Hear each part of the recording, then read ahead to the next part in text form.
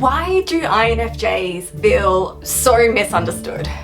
Why does the INFJ always feel like nobody gets them, like they are an alien to this world? Today, I want to explore this topic with you. It comes up all the time, and it's probably one of the biggest struggles that an INFJ faces, the feeling of being misunderstood.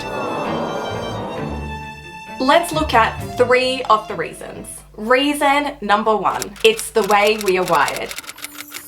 It's a whole INFJ profile. I recently came across an image on a Facebook group with a quote that says, INFJ is the only personality type that uses thinking and feeling at the same time. So around feelers, they will be too analytical, and around thinkers, they will be too sensitive. It leaves them not fitting in nowhere. This completely resonated with me. I don't know about you, but before I found out I was an INFJ, I never quite understood why I felt a little bit different than the others and misunderstood by other people. I am somebody, and I'm sure you are, who is very feelings-based, who feels all of the feelings, but I also have a very rational, overthinking mind. And what I think this quote is trying to point out to us is that the INFJ, out of the 16 personality types, we're the only ones who function using both the feeler and the thinker at the same time. And so when we're around the 15 other personality types,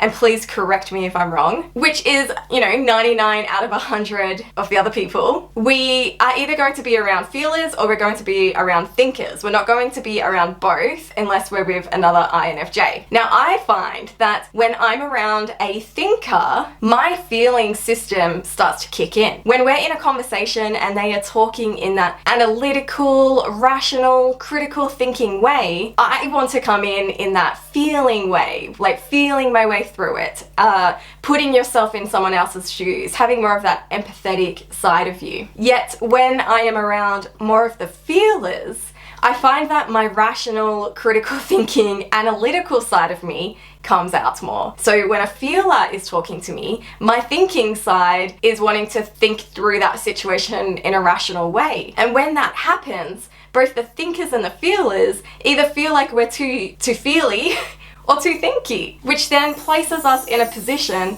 of feeling misunderstood by everybody that we're around. I'm learning to just embrace that part of me and to allow both sides of me to be in the conversation. So when I'm with a thinker, to not only allow my feeling side to come out, but also my thinking side. Just like when I'm with did I say feeler or thinker before? With the other person, I like to do the same thing. Reason number 2 on why INFJs might feel completely misunderstood. Our strong intuition and ability to see the bigger picture may lead us to being perceived as overly idealistic and out of touch with reality. Oh my gosh, this has definitely been my life, my entire life, but I felt like as a younger person it was more of an issue. I feel like the older I get, the more serious people take me. Or it could also be because I'm now working for myself and I don't have a boss and I don't have work colleagues, so I'm not really around people for them to see my airy-fairy part of me. But definitely as a younger person, I'm pretty sure that I came across as dazed and off with the fairies and in my own world. I really did, and I still do, have a big picture thinking, which I'm sure you do too. You probably see the bigger picture. You probably see years ahead of time on a current situation. And because other people may not think in that same way and may not think in such a big picture way, it really can come across as quite naive or, out of touch with reality. This really does lead to feeling misunderstood when others can't see or think the way that you're seeing or thinking. I do want to challenge you though, does that really matter? I think it's a really beautiful gift that you have to be able to see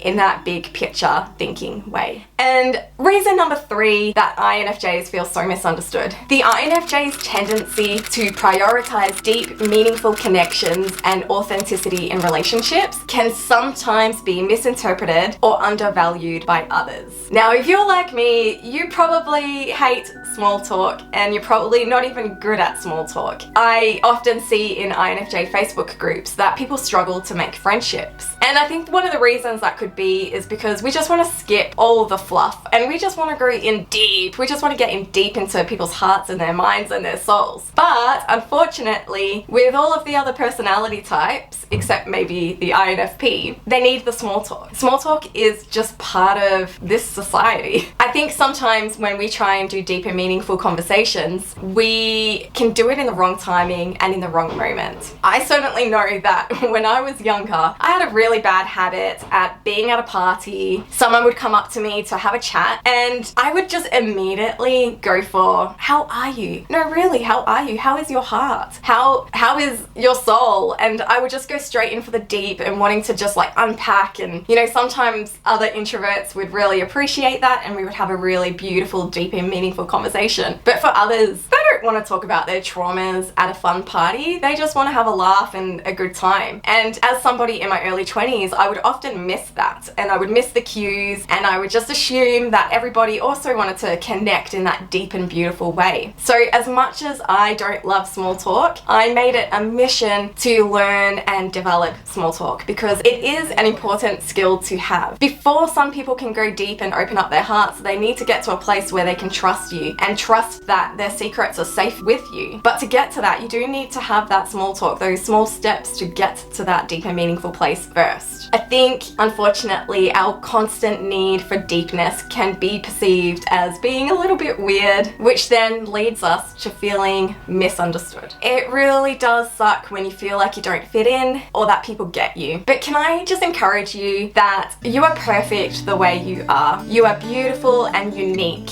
And there is something really powerful that happens when you can get to a place of having self-acceptance and self-love. The more you can love and accept yourself, the more you are free to be yourself, to be your authentic, unique, funny, beautiful self. The more you act in your authentic self, the more likely you are to attract like-minded people to you. People who will appreciate you for you, people who will value you, people who will love you, regardless of whether you're a thinker, feeler, deep talker, small talker. The right people won't care about that. But before you can find them, you really do need to learn to accept yourself for you. Please don't be discouraged if you're still in a place in your life where you feel misunderstood. Just keep working on yourself, keep loving yourself, keep doing that deep work, and know that it's a beautiful thing to be different.